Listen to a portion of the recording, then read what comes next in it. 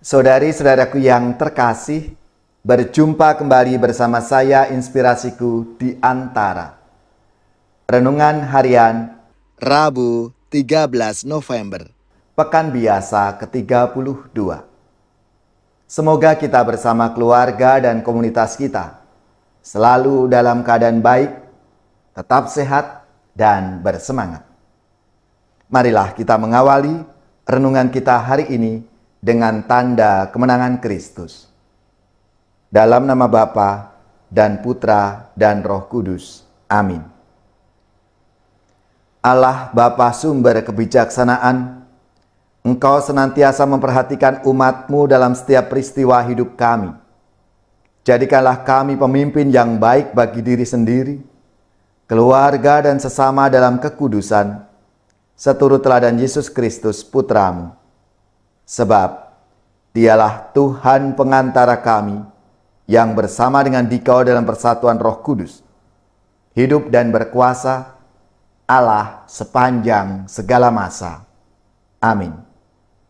Dalam nama Bapa dan Putra dan Roh Kudus. Amin. Inspirasi kita hari ini dari Injil Suci menurut Lukas bab 17 ayat 11 sampai 19. Marilah kita siapkan kitab suci kita masing-masing. Kita akan membaca bersama-sama, lalu merenungkannya.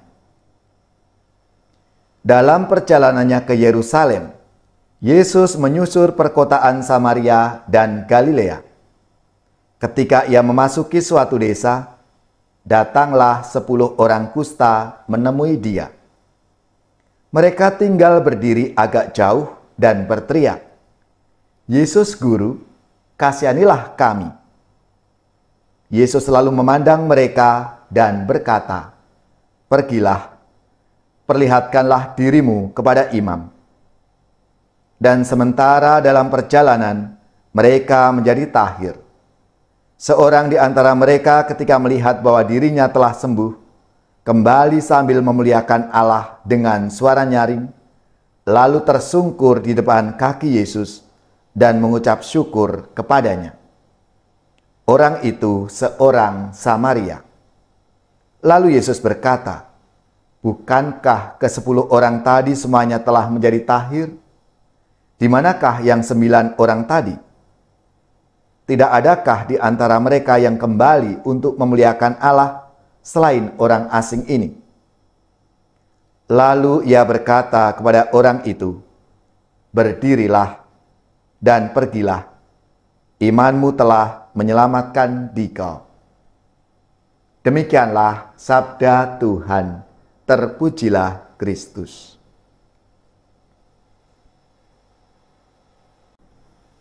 Saudari-saudaraku yang terkasih, setiap hari kita itu memperoleh berkat Allah dalam aneka macam bentuknya.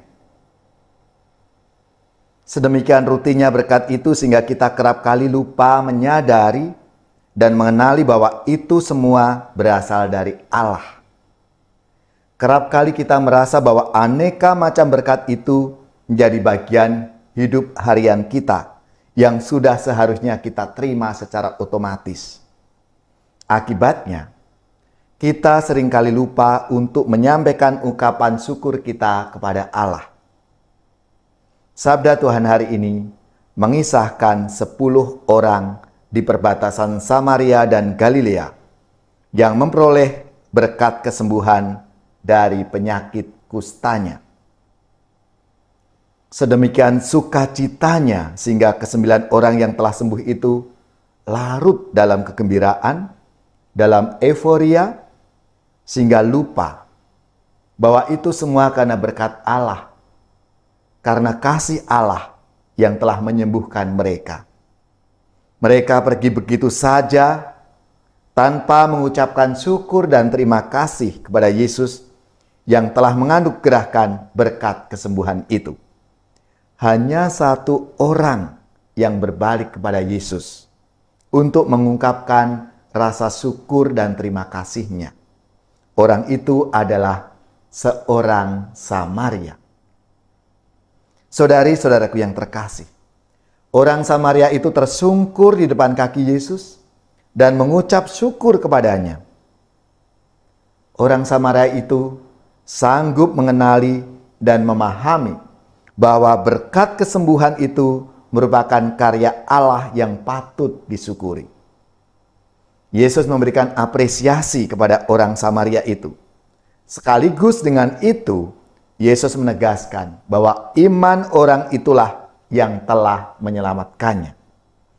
Iman adalah sekaligus ungkapan kepasrahan kepada kehendak Allah dalam wujud aneka macam permohonan dan ungkapan syukur karena memperoleh pemenuhan atas permohonan-permohonan kita.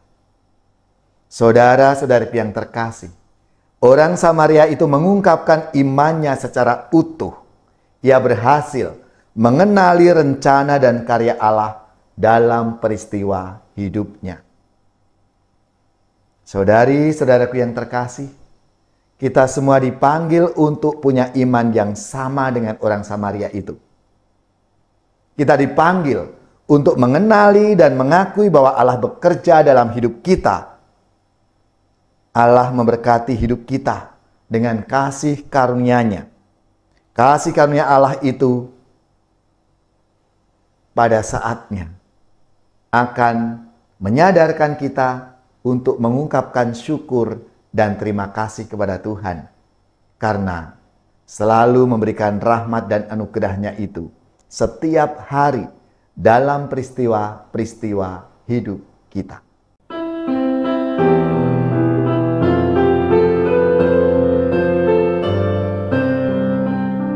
Tuhan Yesus, sembuhkanlah kami, orang buta, orang congkak hati. Dari mati hidupkanlah kami, dari dosa bersihkanlah kami. Tuhan Yesus, tanpa Yesus kita orang miskin. Tanpa Yesus hati kita dingin. Dengan Yesus kita amat kaya. Hati kita akan bersukaria dengan Yesus. Tuhan Yesus, sembuhkanlah kami, orang buta, orang congkak hati. Dari mati hidupkanlah kami, dari dosa bersihkanlah kami. Tuhan Yesus, tanpa Yesus kita ketakutan. Tanpa Yesus kita tidak tahan. Dengan Yesus kita akan mampu mengalahkan kekuatan dosa. Dengan Yesus, Tuhan Yesus, sembuhkanlah kami, orang buta, orang congkak hati.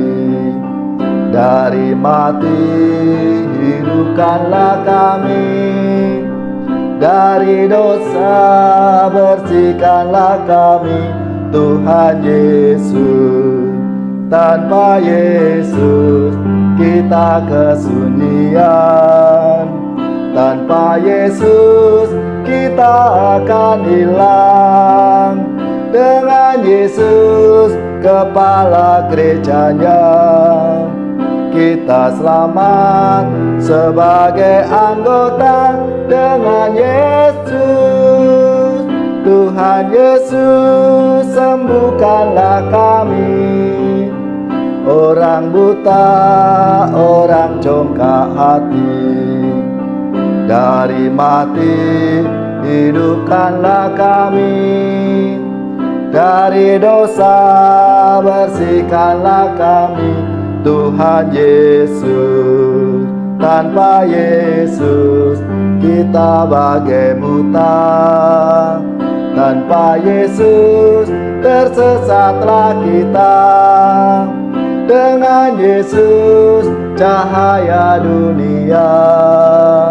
jalan terang menuju bahagia dengan Yesus. Tuhan Yesus, sembuhkanlah kami, orang buta, orang congkak hati. Dari mati, hidupkanlah kami. Dari dosa, bersihkanlah kami, Tuhan Yesus. Saudari-saudaraku yang terkasih, marilah kita mengakhiri renungan kita hari ini dengan mohon berkat Tuhan, dan kita akan menerima tugas berutusan. Marilah kita siapkan hati kita. Semoga saudari-saudara sekalian, keluarga-keluarga dan komunitas kita, orang-orang yang kita doakan, mereka yang sakit, yang menderita, seluruh tugas, belajar, pekerjaan, usaha serta karya pelayanan kita, dibimbing, dilindungi dan diberkati oleh Allah yang Maha Kuasa, Bapa dan Putra dan Roh Kudus. Amin.